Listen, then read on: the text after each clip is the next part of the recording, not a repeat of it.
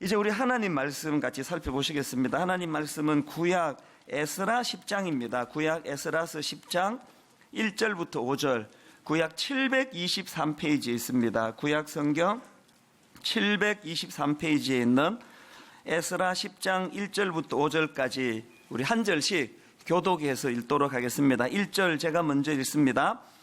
에스라가 하나님의 성전 앞에 엎드려 울며 기도하여 죄를 자복할 때에 많은 백성이 크게 통곡하며 이스라엘 중에서 백성의 남녀와 어린아이의 큰 무리가 그 앞에 모인지라. 엘람 자손 중 여엘의 아들 스가냐가 에스라에게 이르되 우리가 우리 하나님께 범죄하여 이 땅 이방 여자를 맞이하여 아내로 삼았으나 이스라엘에게 아직도 소망이 있나니 곧 내 주의 교훈을 따르며 우리 하나님의 명령을 떨며 준행하는 자의 가르침을 따라 이 모든 아내와 그들의 소생을 다 내보내기로 우리 하나님과 언약을 세우고 율법대로 행할 것이라. 이는 당신이 주장할 일이니 일어나소서 우리가 도우리니 힘써 행하소서 하니라. 같이 읽습니다. 이에 에스라가 일어나 제사장들과 레위 사람들과 온 이스라엘에게 이 말대로 행하기를 맹세하게 하며 무리가 맹세하는지라. 아멘. 제가 이 부흥 설교를 준비하고 있던 어느 새벽입니다. 이제 인터넷으로 책을 한 건 이제 주문할 일이 생겨서 이제 어느 인터넷 서점으로 들어갔습니다. 그래서 이제 그 책을 주문하려고 보니까 그 인터넷 서점 사이트에 그 책을 이제 선전하려고 만든 것 같아요. 그 짧은 강의 한 편이 올라가 있더라고요. 제가 이제 잠깐 주문하는 걸 멈추고 그 강의를 제가 들었더니, 거기에 달콤한 인생이라는 영화에 나오는 짧은 나레이션 한 편을 거기다 소개를 하는데, 제가 그 짧은 나레이션이 그날 제 마음을 먹먹하게 만들었습니다. 내용이 이렇습니다. 어느 깊은 가을밤 잠에서 깨어난 제자가 울고 있었다. 그 모습을 본 스승이 기이하게 여겨 제자에게 물었다. 무서운 꿈을 꾸었느냐? 아닙니다. 슬픈 꿈을 꾸었느냐? 아닙니다. 달콤한 꿈을 꾸었습니다. 그런데 왜 그리 슬피 우느냐? 제자는 흐르는 눈물을 닦으며 나지막히 말했다. 그 꿈은 이루어질 수 없기 때문입니다. 제가 그 새벽에 딱 요 나레이션을 듣는 순간에 왜 마음이 먹먹해졌느냐 하면은 오늘 한국교회 안에 신음소리 같은 패배주의, 이제 한국교회는 부흥이 안 된다. 한국교회는 부흥이 끝났다. 이제 한국교회는 이제 침체기가 왔다. 끊임없이 들려지는 이 가슴 아픈 이 교회 안에 있는 이 우울하고 어두운 이 패배의식의 소리들이 난무하는 그 현실이 이 시하고 이렇게 딱 겹쳐지니까 내가 책을 주문하러 갔다가 그 책을 주문하는 일이 더 진행이 안 되고 그 자리에서부터 제 마음이 참 아프고 슬프고 또 먹먹한 것을 경험을 했습니다. 무서운 꿈을 꾸었느냐? 아닙니다. 슬픈 꿈을 꾸었느냐? 아닙니다. 달콤한 꿈을 꾸었습니다. 그런데 왜 그리 슬퍼하느냐? 제자는 흐르는 눈물을 닦으며 나지막히 말했다. 그 꿈은 이루어질 수 없기 때문입니다. 이게 오늘 교회의 현실을 보여주는 것 같아서 저 같은 목회자나 수많은 성도들의 그 신음소리, 그 낙심을 대변하는 것 같아서 그래서 제가 책 주문하는 것을 멈추고 마음이 굉장히 아프고 복잡한 이런 심정에 빠졌었는데요.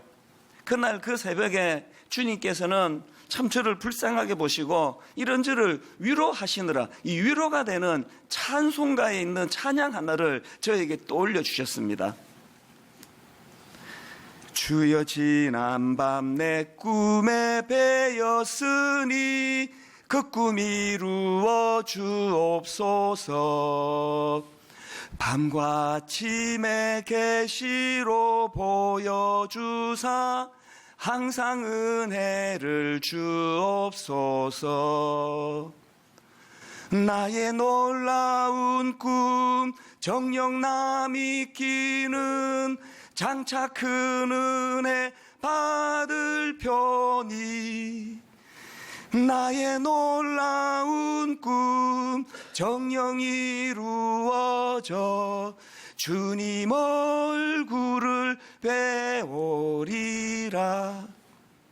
제가 그 새벽에 이 찬양 가사가 제 마음에 울림이 되는데요, 특히나 이 후렴에 나와 있는 이 가사요, 나의 놀라운 꿈 정녕 나 믿기는 장차 큰 은혜 받을 편이, 그 다음에 보니까 나의 놀라운 꿈 정녕 이루어져, 나의 놀라운 꿈 정녕 이루어져 주님 얼굴을 배우리라.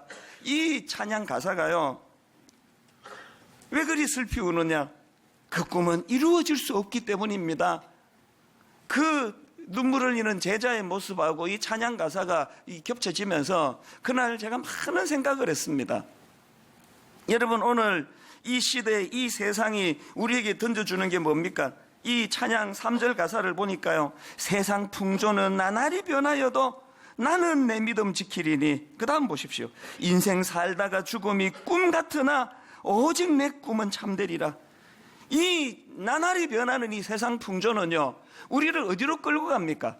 맨 마지막에 끌고 가는 것은 허무주의예요. 허망이에요. 손에 잡히는 게 없는 거 아닙니까? 세상 풍조는 나날이 변하여도 나는 내 믿음 지키리니. 인생 살다가 죽음이 꿈 같지만 그러나 오직 내 꿈은 참되리라. 왜? 이 꿈을 주관하시는 예수 그리스도가 계시기 때문에. 제가 그 새벽에 혼자 마음도 아팠고 슬펐고 그러면서 또 참 많은 은혜를 받았습니다. 제가 부흥 설교 첫날에 말씀드린 것처럼 부흥이라는 게 그저 숫자 조금 늘어나는 거, 부흥이라는 게 그저 교회에 조금 어려움이 있다가 그 문제가 풀려지는 거, 이게 부흥이 아니라 그랬습니다. 인간의 눈으로 보기에는 절망이에요. 이 끝이에요. 회복이 어렵습니다. 이제 우리는 더 이상 희망이 없습니다. 그런 상태가 회복이 되는 거, 이게 부흥이라고 말씀드렸고요. 더 중요한 게 뭡니까? 부흥을 주관하시는 분은 하나님이시라는 거. 제가 그 새벽에 그 짧은 영상에서 나왔던 그 허망한 제자의 그 꿈은 이루어질 수 없기 때문입니다라는 그 한마디 말 속에, 이게 오늘 우리 시대라고 한다면 하나님, 지금이야말로 하나님이 일하실 하나님의 부흥이 필요한 줄로 믿습니다. 왜 부흥 시리즈 설교를 제가 하기로 마음을 먹었겠습니까? 저는 그 새벽에 하나님이 저에게 주셨던 그 은혜, 이 뜨거운 마음을 담아서 오늘 말씀으로 풀어내기를 원하는데요, 오늘 본문 말씀을 보면은 이 배경이 이렇습니다. 이스라엘 백성들이 이제 바벨론의 포로로 끌려가는 비참한 역사를 경험하는데 하나님의 기적 같은 은혜로 이제 해방이 돼가지고 자기 조국으로 귀환하는 꿈 같은 일이 벌어집니다. 총 3차에 걸쳐가지고 1차, 2차, 3차 그렇게 이제 이스라엘 백성들이 조국으로 귀환을 하는데요, 오늘 본문은 그 중에서 이제 제사장입니다. 이 지도자 에스라 제사장을 중심으로 한 2차 귀환, 이 두 번째 귀환하는 백성들에게서 일어난 일들을 지금 담고 있는데, 거기에 지금 엄청난 부흥 운동이 일어난 것입니다. 왜 이런 일들이 필요했느냐? 에스라 9장 1절 2절 한번 보십시오. 이 일 후에 방백들이 내게 나와 이르되 이스라엘 백성과 제사장들과 레위 사람들이 이 땅 백성들에게서 떠나지 아니하고 가나안 사람들과 헷 사람들과 브리스 사람들과 여부수 사람들과 안몬 사람들과 모압 사람들과 애굽 사람들과 아모리 사람들의 가정한 일을 행하여 그들의 딸을 맞이하여 아내와 며느리로 삼아 거룩한 자손이 그 지방 사람들과 서로 섞이게 하는데, 귀환한 제사장 에스라에게 너무너무 가슴 아픈 이야기가 들려지는 거예요. 귀환한 이스라엘 백성들이, 하나님의 선민이라는 그 사람들이 그 악한 이방인들에게 참 생명의 빛을 가지고 소금과 같은 역할을 해서 악한 그들을 회복시키는 게 아니라, 도로 이스라엘 백성들이 그 수많은 이방인들의 악한 행실에 영향을 받아가지고 그렇게 지금 타락하고 변질된 그런 짓을 하고 살아간다는 겁니다. 이제 이런 것들로 시작해가지고 이제 어떤 부흥 운동이 일어나는가를 쭉 담고 있는 게 이제 이 에스라서인데요, 저는 오늘 본문 말씀을 이렇게 묵상을 하다가 깨달은 게 뭐냐 하면은요, 이 부흥과 관련해서 뭘 깨달았느냐 하면, 이 부흥이란 것은 이 영향력 확산의 문제라는 겁니다. 무슨 말씀인지 아시겠습니까? 지금 이스라엘 백성들이 하나님의 택한 백성으로서의 그 힘을 다 잃어버려 가지고 세상에게 영향을 미쳐야 될 그들이 악한 세상의 영향을 받아 가지고 타락하고 변질하고 있는 그 상태로부터 자각과 회개와 각성이 일어나니까 부흥이 어떤 형식으로 일어납니까? 그 악한 이방인들로부터 흘러오던 영향력의 고리는 끊어버리고 대신에 하나님이 기뻐하시는 일들을 행할 수 있는 하나님의 영향력이 유입되는 거, 이게 부흥운동입니다. 하나님의 백성이라고 하는 사람들이 이방인들과 통혼을 하고 그 과정에서 그 악한 이방인들의 행위를 무분별하게 받아들이고 있던 그 상태가 청산되는 거, 그래서 저는 정말 우리가 부흥을 꿈꾸고 부흥을 사모한다면 로마서 12장 2절 말씀이 구현되는 거, 이게 부흥이라 생각합니다. 너희는 이 세대를 본받지 말고 오직 마음을 새롭게 함으로 변화를 받아 하나님의 선하시고 기뻐하시고 온전하신 뜻이 무엇인지 분별하도록 하라. 이 로마서 12장 2절 말씀이 회복되는 차원에서의 부흥이 일어나게 되기를 바랍니다. 그래서 저는 오늘 이런 맥락에서 이제 이 본문 말씀을 좀 살펴보기를 원하는데요. 부흥이라는 것은 악한 영향력의 고리를 끊고 선한 영향력의 회복이 일어나는 그것이 부흥이라고 한다면, 저는 오늘 이 선한 영향력 확산 차원에서의 이 부흥을 위한 세 가지 대안을 좀 정리를 해보았습니다. 자, 첫째로요, 여러분, 선한 영향력이 확산되는 부흥이 일어나기 위해서는 이 본질의 회복이 필요하다. 이 본질의 회복. 지금 우리가 살펴보고 있는 이 에스라서는 총 10장짜리로 구성된 성경이에요. 그런데 1장부터 6장까지가 에스라서의 전반부고요, 7장부터 10장까지가 에스라서의 후반부예요. 1장부터 6장까지는 아까 제가 3차에 걸쳐서 귀환이 일어났다 그랬는데요, 1장부터 6장까지에는 1차 귀환, 지도자 스룹바벨의 그 지도력이 나타났던 이 1차 귀환의 모습이 담겨져 있고요, 그 다음에 7장부터 10장까지는 2차 귀환, 지도자 에스라를 중심으로 부흥운동이 일어났던 2차 귀환의 과정이 그려지고 있는 게 에스라서 후반부예요. 그러면 스룹바벨을 중심으로 이 1차 귀환했던 사람들이 이루었던 가장 중요한 큰 일이 뭐였나? 성전 재건이에요. 이스라엘 백성들이 조국으로 귀환해 보니까 기가 막히는 거예요. 모든 건물은 다 부셔지고 특히 하나님의 성전, 솔로몬의 성전은 부셔져 가지고 흔적도 없는 겁니다. 그래서 눈물로 그들이 다시 이제 성전 재건을 이제 이루어내는 게 1차 귀환인데요. 여러분, 그런데 에스라서는 그렇게 하고 끝나는 성경이 아니에요.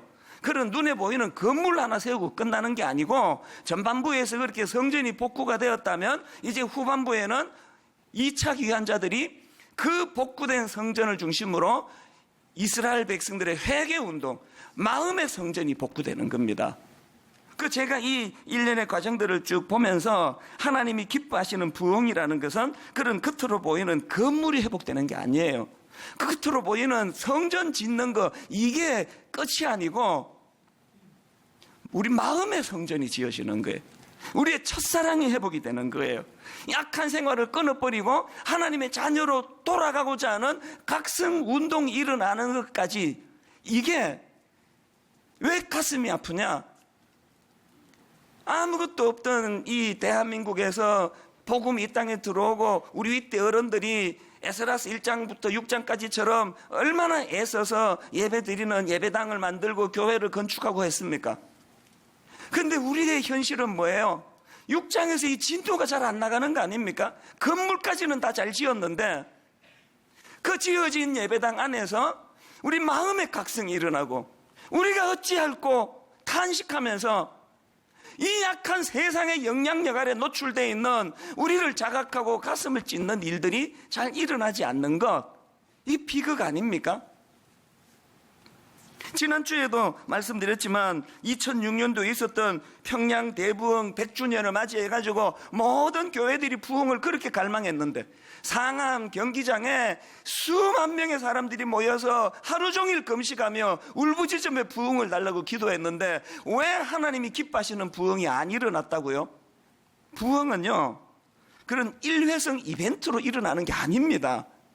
부흥은 그런 이벤트로 일어나는 게 아니라 시끄럽고 왁작지근한 그곳에서의 부흥이 필요한 게 아니라 우리 각자 심령 속에 소리 없이 조용히 내가 이대로는 안 되겠다.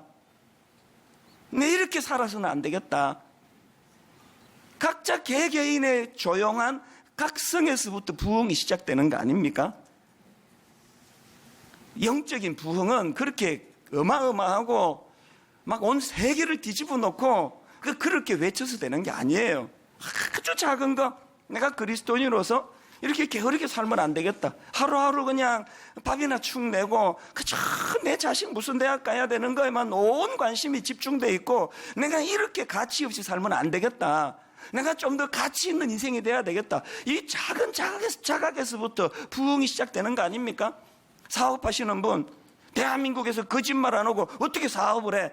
그러면서 그냥 슬쩍슬쩍 거짓말하는 건 믿는 사람 안 믿는 사람 구분이 안 될 만큼 살았던 분들 속에 조용한 각성. 내가 크리스찬으로는 이렇게 살면 안 되겠다. 내가 정말 정직해야 되겠다. 여기서부터 부흥이 시작이 되는 거예요. 이제 수없이 말씀드리지만 이 가정의 부흥 이거 시작하지 않고는 교회의 부흥이 없습니다. 저는 젊은 전도사님이나 목사님들 주례할 때마다 꼭 그 전날 불러요. 근데 심각하게 이야기합니다. 김 목사님 잘 들으세요. 김 전사님,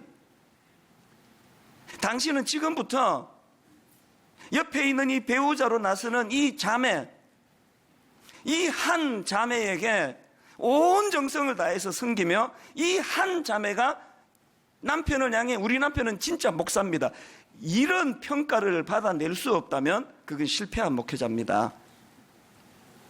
왜? 부흥이란 조용한 내 안에서의 이 각성, 주님을 향한 이 가슴 뜨거운 회개, 이것으로 시작이 되고 그 열매를 가장 가까이 있는 사람이 받아 누리는 것까지가 부흥의 출발이기 때문에 그렇습니다. 여러분, 제가 설교자로서 정말 보람있고 기쁜 건 뭔가 하면은요, 이렇게 설교가 끝나면 메일이 와요. 우리 성도님들에게, 심지어는 지방에 누군지도 모르는 분들에게, 심지어는 미국에 있는 교포가, 유럽에 있는 교포가, 동남아의 어느 유학생이 목사님 지난주 말씀을 듣고 제가 회개했습니다. 그런데 이렇게 살면 안 되겠다 생각하고 아버지 앞에 내 이 행실을 내가 고치기로 결단합니다. 심지어는 외도하고 있던 분이 남편 말고 몰래 사랑하는 남자를 갖고 있던 아내가 또 반대의 경우 하나님 앞에 눈물로 회개하면 이거 끊어버리겠습니다. 이런 너무너무 기쁜 일들이 얼마나 많이 오는지 몰라요. 설교는요, 또 회개란 것은 머리로 아이고 내 그렇게 살면 안 되겠다 잠깐 생각하는 게 회개가 아닙니다. 가던 길에서 돌아서는 거, 하던 악한 고리를 끊어버리는 거.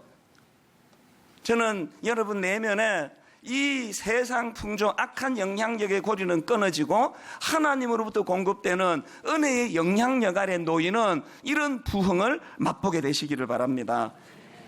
그런가 하면은 두 번째로 선한 영향력이 확산되는 차원에서의 부흥을 위해서는 이 함께의 정신이 회복돼야 된다는 거예요. 다른 말로 하면 이 각성의 확산입니다. 각성의 확산. 제가 이 본문의 구조가 참 제게 은혜가 되는 게요. 자, 9장 3절에 보니까 지도자인 에스라의 회개의 모습이 먼저 나옵니다. 9장 3절입니다. 내가 이 일을 듣고 속옷과 겉옷을 찢고 머리털과 수염을 뜯으며 기가 막혀 앉으니, 이렇게 먼저 지도자 에스라가 각성과 회개의 자리로 나가니까 그 다음 4절에서 어떻게 연결이 됩니까? 이에 이스라엘의 하나님의 말씀으로 말미암아 떠는 자가 사로잡혔던 이 사람들의 죄 때문에 다 내게로 모여오더라. 내가 저녁 제사 드릴 때까지 기가 막혀 앉았더니, 여러분 여기 나오는 이에라는 이 접속 부사의 능력을 아십니까? 한 사람의 각성이 이해라고 표현되는 이 각성의 확산으로 연결되는 이 본문의 모습이요. 여러분, 이 똑같은 패턴이 10장 1절에서도 일어나는데요. 자, 10장 1절을 보십시오. 에스라가 하나님의 성전 앞에 엎드려 울며 기도하여 죄를 자복할 때에, 여기도 지금 지도자 에스라가 먼저 하나님 앞에 회개하고 엎드려 울며 죄를 자복하는 모습을 먼저 보여주고 있고요. 그랬더니 그 다음에 백성들이 어떻게 따르는가 보십시오. 많은 백성이 크게 통곡하며 이스라엘 중에서 백성의 남녀와 어린아이의 큰 무리가 그 앞에 모인지라. 여러분, 저는 이 말씀 앞에 한없는 부끄러움을 느낍니다. 설교 준비하면서도 부끄러웠고 지금은 공개적으로 제가 부끄럽습니다. 나는 분당 우리 교회를 담임하는 지도자로서 에스라와 같은 이런 모범을 내가 보이고 있는가? 매주일마다 마이크다 대고 그냥 쉰 소리로 그냥 소리만 떠들어대고 회개하라고 외치는데 여기에 진짜 능력이 나타나고 있는가? 가정도 마찬가지 아닙니까? 옛날 어른들에 비해서 그렇게 학력도 높고 교육 그러는 분들이 도대체 자녀 교육이 왜 이렇게 혼미한 겁니까? 윗대 어른들이 다 그러셨던 것처럼 저희 어머니도요, 그저 평범한 또 가난한 동네에 그냥 어머니에 불과한 분이에요. 교육학 전공하신 분 아니에요. 그러나 여러분, 내 삶은요 그런 평범한 것 같지만 그 어머니의 영향력 아래에서 한 번도 벗어나 본 적이 없습니다. 그런 극심한 사춘기 중에서도요, 한 번도 내가 담배를 펴봐야 되겠다, 그런 생각은 꿈에도 해본 적이 없습니다. 내 평생에 담배를 손가락에 껴본 적이 없습니다. 발가락으로 폈겠지, 이렇게 생각하지 마세요. 그 사춘기 극심할 때까지, 고등학교 졸업할 때까지 술을 내가 입에 대봐야 되겠다, 그런 생각을 해본 적이 없습니다. 대학교 들어가가지고 잠깐 혼미해서 딱 한 번 내가 술을 마신 적은 있지만 그 이후로도 더 이상 그렇게 할 수가 없더라고요. 왜? 어머니의 영향력 때문이에요. 어머니가 무슨 미국의 교육학 박사 유학생 출신인 줄 아십니까? 평범한 그런 시골 출신의 어머니이지만요, 그리고 어머니는 저에게 뭐 잔소리도 많이 하신 분이 아니에요. 굉장히 과묵한 분이거든요. 그러나 왜 제가 어머니의 영향력 아래 놓일 수밖에 없었나? 지금도 기억에 선명한 몇 장면이 있습니다. 새벽에 화장실 가려고 나가다가 보면 안방에서 뭐 이상한 신음소리가 들려요. 깜짝 놀랄 일 아닙니까? 이게 뭔가 해서 문을 빼꼼히 열어보면은 그 새벽 4시 이런 시간에 담요를 이렇게 둘러서시고 그 어머니들 기도하시면 이렇게 몸을 끄덕끄덕 하시잖아요. 기도하고 계시는 거예요, 그 이른 아침에. 그리고 옛날 어른들은요, 그 기도할 때 이 발음을 똑바로 안 해요. 이 내용이 옆에 사람 들릴까봐 그러는지는 모르겠는데, 이래가지고 이게 뭔 소리인지 거의 식별이 안 돼요. 새벽에 일어나서 담요를 뭐 하시는데 이게 뭔 소리인지 하나도 안 들리는데, 그럼에도 불구하고 또렷하게 들리는 반복되는 단어가 찬수, 찬수, 찬수. 여러분, 한만 철없는 그 중학생이라고 하더라도요, 지금 이게 어떤 상황인지는 눈치채거든요. 어머니가 지금 나 위에 기도하고 계시는구나. 그런데 제가 그날 낮에 어디 가서 담배 피고 오겠습니까? 여자랑 못된 짓 하겠습니까? 지금까지도 어머니의 영향, 어머니가 원래 92세십니다. 여전히 기도하고 계시거든요. 성도님들도 내가 무섭지만요, 나 우리 어머니 기도에 실망시키는 자식이 되고 싶지 않습니다. 하나님은 말할 것도 없지만요. 오늘 왜 이렇게 자녀 교육이 어렵습니까? 본문에서 에스라가 보여주는 이 함께의 정신, 다른 말로 뭐라 그랬습니까? 이 각성의 확산, 이 어떻게 가능했나? 에스라가 그냥 타락한 백성을 운동장에 모아놓고 교장 선생님 훈시하듯이 정신 차리라고 소리 지른 그런 교육이 아니었습니다. 지도자인 그가 먼저 가슴을 찢으며 하나님 앞에 통곡하며 회개의 역사를 지도자가 먼저 보여주니까 백성들이 저절로 그렇게 따라오는 거예요. 저는 분당 우리 교회의 비극이, 한국 교회의 비극이 이런 에스라 같은 지도자가 없는 것 때문은 아닐까 많이 자책을 하고 있습니다. 여러분 가정에 각성의 확산이라는 진짜 부흥이 일어나기를 원하십니까? 부모님이 말로 훈계하는 교훈이 아니라 부모가 가슴을 찢으며 하나님 앞에 회개하는 모습을 자녀들에게 보여주는 교육이 일어나게 되기를 바랍니다.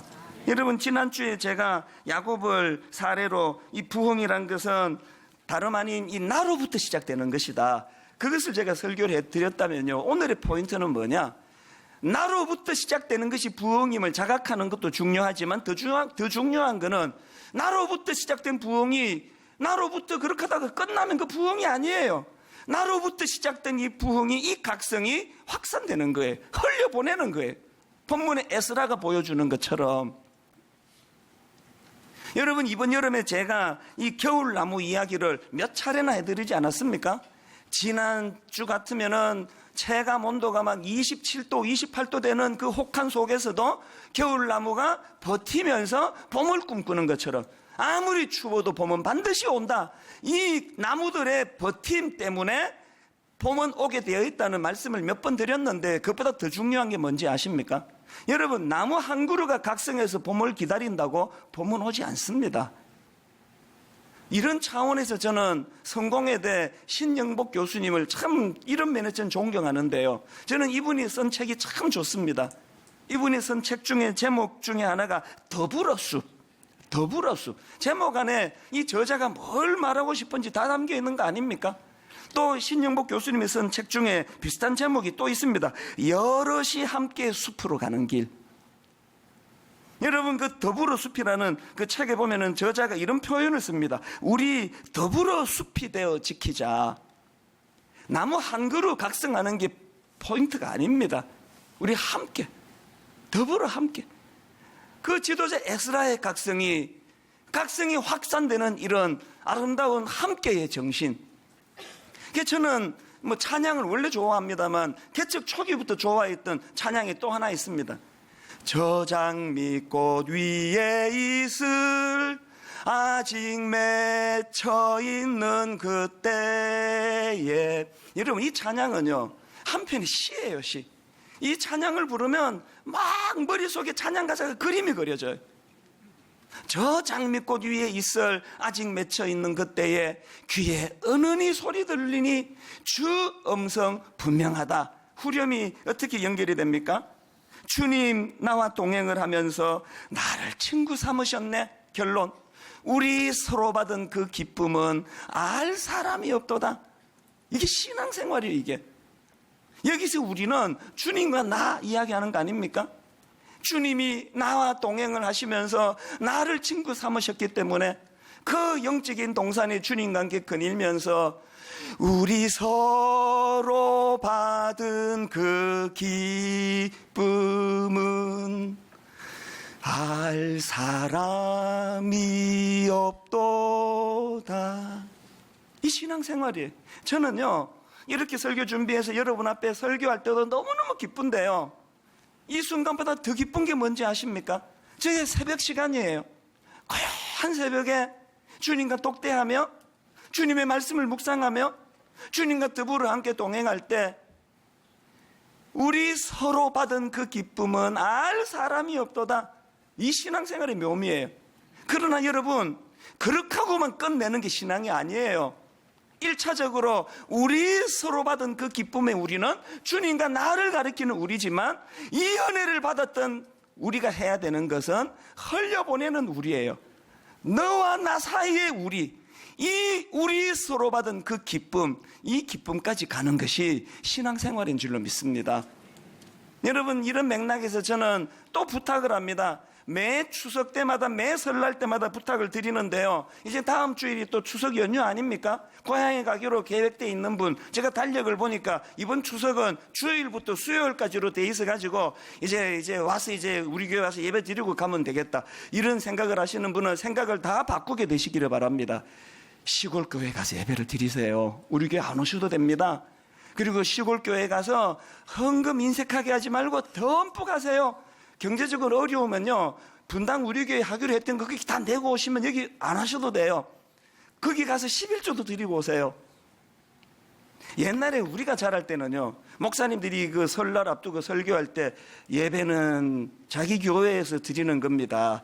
예배 드리고 가세요. 그런 권면을 들었던 기억이 많이 나요. 그 말씀도 맞아요. 또 뭘 강조하는지 우리 다 알지 않습니까? 그러나 여러분, 여기 생각을 하나만 더 넓힌다면, 우주적으로 교회를 다스리는 주님이 주인이시라면 분당 우리 교회는 이렇게 미어 터지게 사람들이 모여드는데, 그 시골에 지금 어려운 교회들마다 사람이 없어서 낙심해 있다면, 여러분, 설날 한 주만큼은 시골에 가서 같이 그 기쁨을 나누는 게 신앙인의 모습 아닐까요? 제가 용기가 없어가지고 그 못하는 데는 여러 번 충동을 느끼는 게요, 분당 우리 교회가 설날하고 추석은 아예 교회 문을 닫아버려야 되겠다. 아예 예배를 안 드려버리면 뭐 어떡합니까? 시골에 가서 드려야 되는데 왜 못하느냐? 그 옆에 다른 큰 교회로 가실까봐 내가 지금 못하는 거예요. 이거 기억하세요. 믿음은요, 1차적으로 주님과 나를 지칭하는 우리 서로 받은 그 기쁨은 알 사람이 없도다, 이것으로 끝나는 게 아니라, 이 기쁨을 가진 자들이 이번에는 나와 너를 지칭하는 우리 서로 받은 기쁨은 알 사람이 없도다, 이 부흥이 일어나게 되기를 바랍니다. 마지막 세 번째로, 여러분, 선한 영향력이 확산되도록 하기 위해서는 이 희망의 확산이 일어나야 되는, 희망의 확산. 저는 오늘 본문 10장 2절 말씀이 너무 좋습니다. 엘람 자손 중 여히엘의 아들 스가냐가 에스라에게 이르되, 우리가 우리 하나님께 범죄하여 이 땅 이방 여자를 맞이하여 아내로 삼았으나, 그 다음에 이스라엘에게 아직도 소망이 있나니. 저는 이 한 구절을 한 주 내내 묵상했습니다. 이스라엘에게 아직도 소망이 있나니, 분당 우리 교회에 아직도 소망이 있나니, 한국 교회에 아직도 소망이 있나니, 어려움을 당하고 있는 수많은 가정 낙심의 눈물을 잃은 심령마다 그 가정에 아직도 소망이 있나니. 여러분, 이런 일이 어떻게 가능하다고요? 왜 우리는 이렇게 낙심해 있느냐고요? 긍정심리학이라는 책으로 유명해진 마틴 셀리히만이라는 그 심리학자를 아마 아실 줄 믿습니다. 이 마틴 셀리히만은요, 학습된 무력감, 이런 용어를 만든 분이에요. 이 학습된 무력감은 어디서 나왔는가 하면은요, 이 심리학자 셀리히만이 개를 24마리를 가지고요, 이제 8마리, 그래서 이제 A그룹, B그룹, C그룹으로 나눕니다. 그리고 이제 어떤 실험을 하는가 하면, 이 첫 번째 그룹의 개들에게는 이제 전기 충격을 가하면서, 이제 막 전기 충격으로 이 개가 고통스러울 때 그 코로 자기 앞에 있는 그 전구, 조작기를 이 개가 코로 누르면은 전기 흐름이 끊어지도록 그렇게 해놓은 거예요. 그래서 이제 이 A그룹 개들에게 전기가 흐르니까 너무너무 고통스러운데, 그 코를 가지고 앞에 있는 조작기를 누르니까 이제 전기가 더 이상 안 흐르는 거예요. 이게 A그룹이에요. B그룹이 가장 비참한데요, 두 번째 그룹의 개들에게는 똑같이 몸에 고통스러운 전기를 흘려보내면서 앞에 있는 조작기를 아무리 눌러도 전기가 끊어지지 않도록 하고 또 몸을 묶어둡니다. 그래서 이제 이 개가 전기 충격으로 고통하는데 막 앞에 있는 조작기를 아무리 코로 눌러도 고통이 없어지지 않는 거예요. 이게 B그룹이에요. C그룹은요, 전기 고통을 안 가하는 게 C그룹이에요. 대박이에요, 이 C그룹이.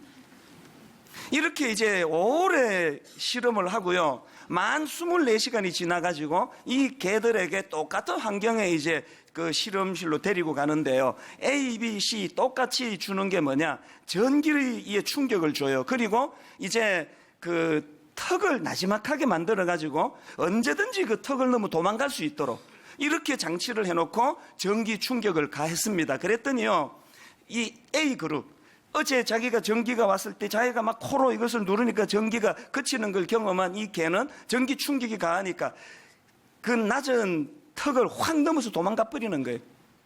C그룹도 마찬가지예요. 아예 전기 충격이 뭔지도 모르던 이 개가 전기 충격이 오니까 바로 낮은 턱을 넘어 도망가 버리는 거예요.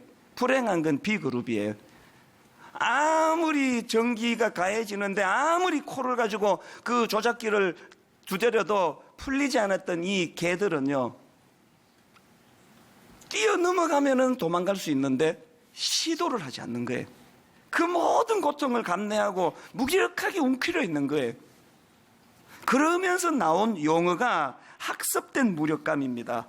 여러분, 이 두 번째 그룹의 개가 왜 그렇게 무기력하게 그 고통을 감내하고 있을까요? 이 개들 머릿속에 담겨져 있는 생각이 뭡니까? 나는 이 전기 충격에 대해서 아무것도 할 수 없는 존재다. 내가 아무리 노력을 해도 이 전기 충격으로부터 벗어날 수 없다. 이 생각으로 차 있는 상태, 이게 학습된 무력감이에요. 여러분, 저는요, 이 실험 글을 읽으면서 사단이 우리에게 한번 죄짓게 만드는 게 목표가 아니에요. 한번 실패하게 만드는 게, 낙심하게 만드는 게 목표가 아니에요. 사단의 궁극적인 목표는 우리 내면에 영적인 학습된 무력감을 심어주는 거예요. 한국 교회에서 사단의 공격이 얼마나 많이 지금 먹혀들고 있습니까? 너무나 많은 교회가 패배의식에 빠졌습니다. 우리 교회는 안 된다. 우리 교회는 부흥할 수 없다. 우리 가정은 회복이 어렵다. 우리 가정은 그냥 그렇고 그런 삼류 가정에 불과하다. 여러분, 이렇게 학습된 무력감에 빠진 수많은 하나님의 사람들에게 성령님께서 그렇지 않다는 것을 깨우쳐 주시는 자각, 이것이 부흥인 줄로 믿습니다. 저는 이 설교를 준비하다가 마틴 루터 킹 목사님의 I have a dream, 이렇게 시작되는 유명한 연설물이 생각이 났습니다. 여러분, 그 당시 루터 킹 목사님이 60년대 초반에 활동하던 그때는 흑인들은 사람으로 인정을 못 받던 때 아닙니까? 루터 킹 목사님의 인권 운동에 얼마나 많은 암살 위협이 있고 협박이 있고 그랬겠습니까? 그 모든 위협을 다 뿌리치고 유명한 이 연설문 기억하시죠? 이사야서 성경을 가지고 배경으로 만든 이 연설문이요, 나에게는 꿈이 있습니다. 피에 물든 조지아주 언덕에서 노예의 후손들과 노예 주인의 후손들이 형제처럼 손을 맞잡고 나란히 앉게 되는 꿈입니다. 지금 나에게는 이런 꿈이 있습니다. 오늘 이 본문의 말씀을 제가 묵상하고 또 그 심리학자 아히드만이 만들었던 그 실험, 학습된 무력감이라고 하는 그 실험을 제가 보면서 루터 킹 목사님이 생각났습니다.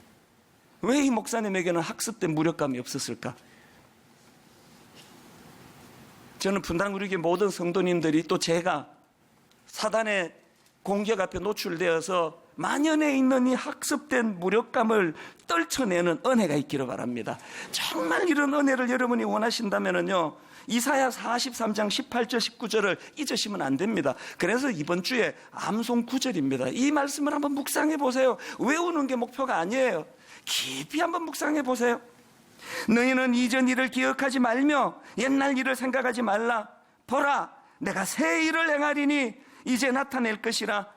너희가 그것을 알지 못하겠느냐? 반드시 내가 광야의 길을 사막에 강을 내리니. 이 말씀이 왜 중요합니까? 부흥의 주체는 하나님이시기 때문이에요.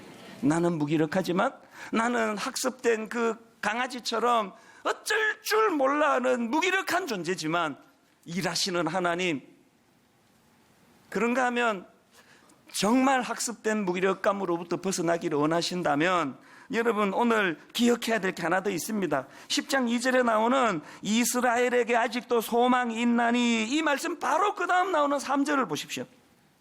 곧 내 주의 교훈을 따르며 우리 하나님의 명령을 떨며 준행하는 자의 가르침을 따라 이 모든 아내와 그들의 소생을 다 내보내기로 우리 하나님과 언약을 세우고 율법대로 행할 것이라. 여러분, 정말 하나님이 일하시는 능력자심을 믿으신다면 그 하나님이 싫어하시는 일들을 청산하는 회개 운동이 일어나게 될 줄로 믿습니다.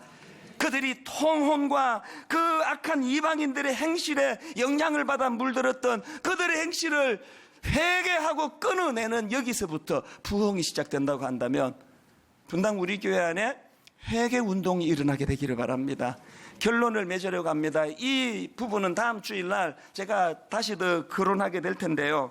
이제 저는 다음 주일부터 좀 더 구체적으로 이 부흥의 요소들에 대해서 한 항목 한 항목씩 살펴보기를 원하는데, 우리가 기억해야 되는 게 뭡니까? 부흥은 주체자 되시는 하나님이 일하시는 것이다.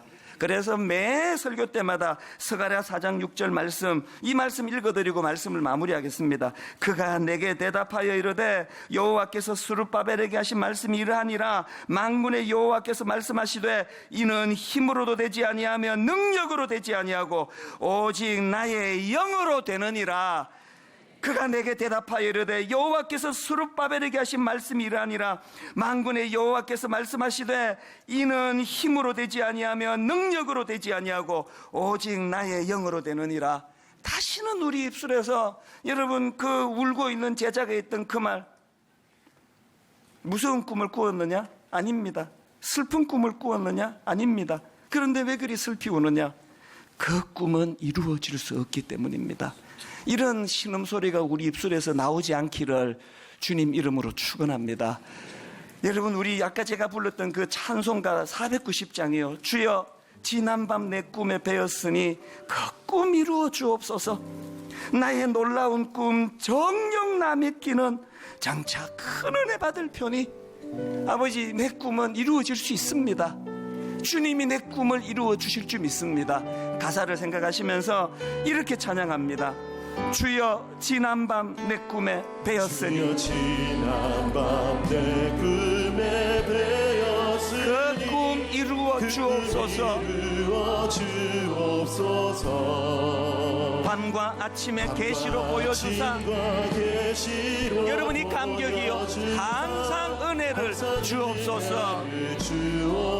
이 확신, 나의 놀라운 꿈 정녕 남이 끼는 장차 큰 은혜 받을 편이.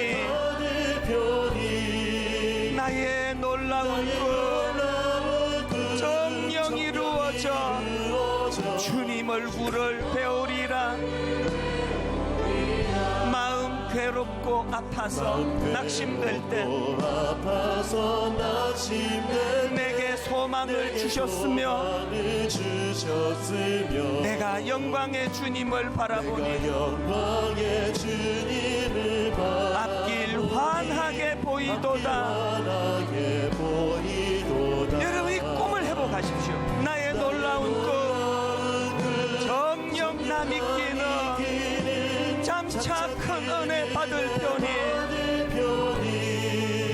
나의 놀라운 꿈 정녕 이루어져 주님 얼굴을 배우리라. 여러분, 3절 찬양하시기 전에 잠깐 자기를 한번 돌아보세요.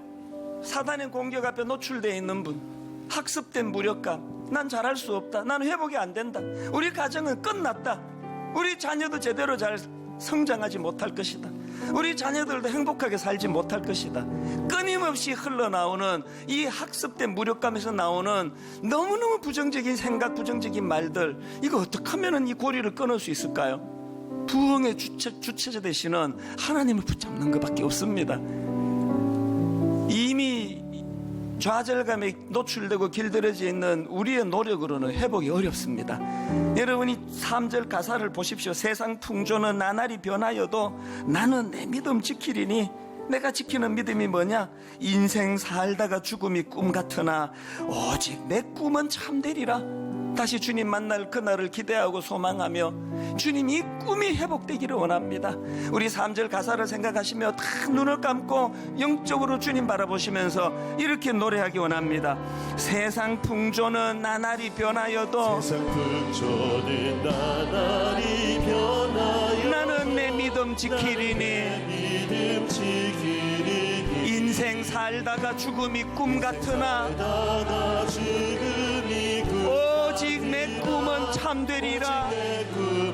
여러분, 다시 꿈꾸시기를 원합니다.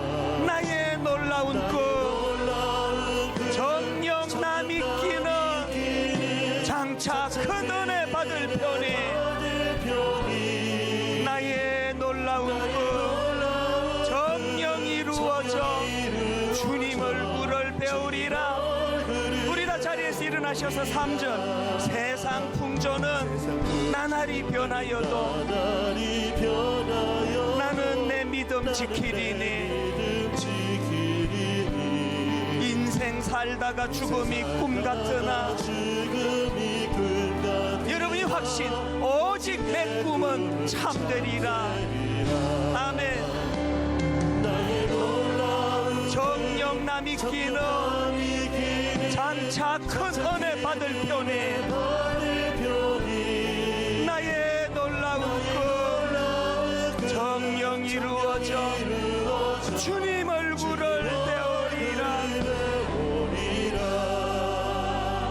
여러분 무슨 일로 마음이 낙심되고 상하셨습니까? 어떻게 하다가 하나님의 영향력을 벗어나서 이 악한 혼미한 세상의 영향력 아래 노출되어 있습니까? 여러분이 세상의 가치관의 마지막은 허무밖에 없습니다. 하나님, 다시는 내 입에서 꿈꿀 수 없어 마음이 아픕니다라는 이런 말은 나오지 않기를 원합니다. 주님과 더불어 꿈꾸기를 원합니다. 우리 같이 소리 높여 같이 기도할 때 하나님 부흥을 주시기 원합니다. 하나님의 영향력 아래 놓이는 꿈, 잃어버린 꿈을 회복하는 하나님의 능력을 맛보는 꿈, 이 꿈을 주시기를 갈망하며 우리 통성으로 같이 기도하시겠습니다. 살아계신 하나님 아버지, 예배 가운데 일하시는 하나님, 에스라가 그가 먼저 주님 앞에 회개하고 통곡하며 주님 앞으로 나아갔을 때에 이에 백성들이 그 모습을 보고 회개의 자리로 나왔던 것처럼 종으로부터 부흥이 일어나기를 원합니다. 아버지, 입술로 외치면 회개 촉구가 아니라 오래 아버지 잘못된 반응을 따르고 있는 우리들의 연약한 것들을 점검하고 돌아보며 아버지 그것들을 청산하는 차원에서의 부흥을 허락하여 주시옵소서. 세상 풍조는 나날이 변하지만 나는 내 믿음 지키겠노라고. 인생 살다가 죽음이 꿈 같지만 내 꿈은 참되다고 노래하기를 원합니다. 하나님, 그 은혜를 우리에게 허락하여 주시옵소서.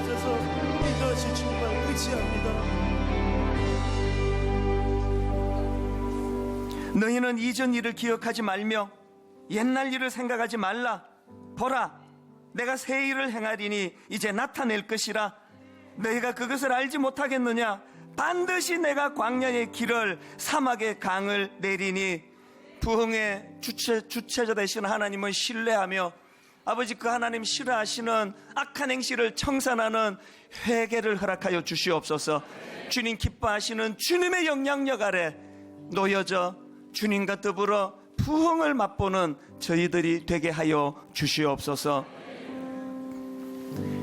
우리 주 예수 그리스도의 은혜와 하나님 아버지의 다함없는 사랑과 성령님의 감동, 감화, 위로, 교통, 충만하심의 역사가 오늘 주신 말씀 내게 힘이 되고 용기가 되어 악한 행실을 청산하고 하나님의 영향력 아래로 들어가 하나님이 주도하시는 부흥을 맛보기로 결단하며 예배하는 모든 주의 자녀들 머리 위에 지금부터 영원토록 함께 하시기를 간절히 축원하옵나이다. 아멘.